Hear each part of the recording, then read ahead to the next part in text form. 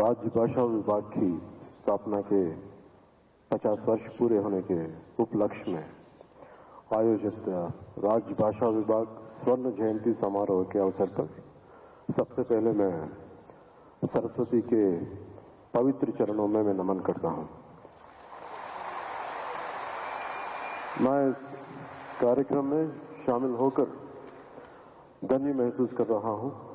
इसके लिए मैं माननीय प्रधानमंत्री श्री नरेंद्र मोदी जी का विशेष आभारी हूं।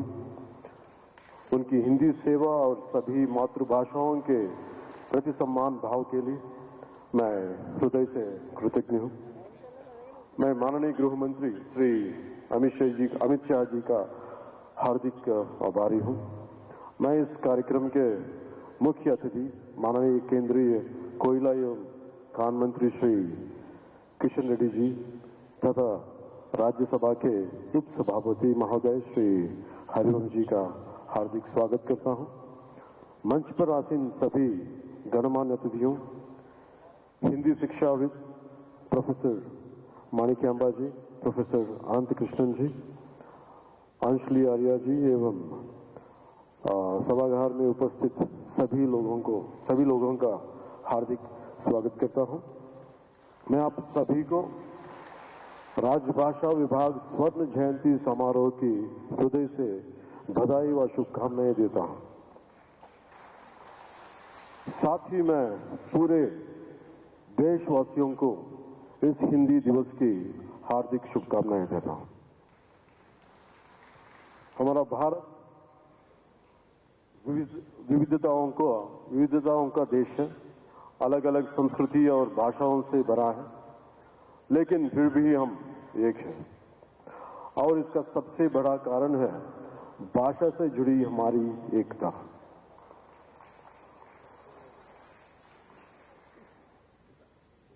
वो कहते हैं ना, कोस कोस पर बदले पानी, चार कोस पे वाणी।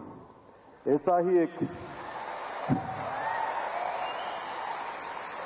ही एक उदाहरण नॉर्थ ईस्ट में अरुणाचल प्रदेश का है।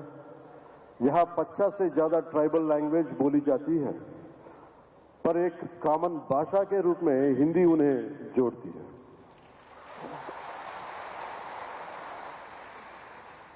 हिंदी से जुड़ा एक दिलचस्प किस्सा याद आता है। बात ब्रिटिश शासन की है। उस समय यूरोप से कुछ मिशनरी भारत आए। उन्होंने आंध्र प्रदेश के एक विद्वान गिड़गु राममूर्ति पंतलू से एक आदिवासी भाषा सीखी। नाम था सबर भाषा। फिर उसी भाषा में धार्मिक किताबों में अनुवाद की। सोचिए, जब विदेशी लोग हमारी भाषाएं सीख सकते हैं, हम जर्मनी जाते हैं कमाने के लिए तो जर्मन सीखते हैं, जापान जाते हैं तो जापानी, तो हम अपनी ही हिंदी भाषा से इतना डरते क्यों हैं? ये डर क्यों? छुपा क्यों? झिझक क्यों? हम ये नफरत छोड़नी चाहिए, झिझक छोड़नी है। हिंदी कोई जबरदस्ती की चीज नहीं है।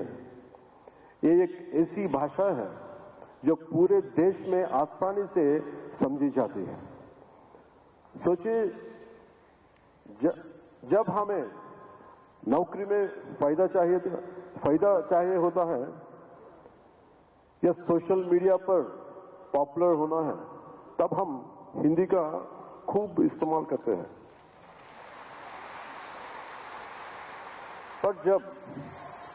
पर जब बात राजनीति की आती है तो कुछ लोग कहते हैं हिंदी थोपी जा रही है। अब बताइए क्यों ये सही है?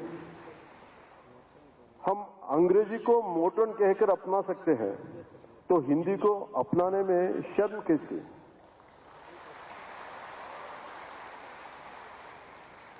हमारे भारत रत्न डॉक्टर अब्दुल कलाम जी तमिलनाडु से थे।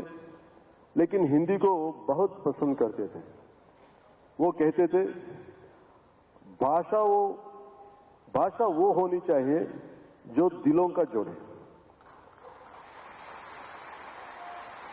तो आइए हिंदी को भी इसी नजरिया से देखें, ना तो जबरदस्ती करें ना विरोध, बस समझो और अपनाएं।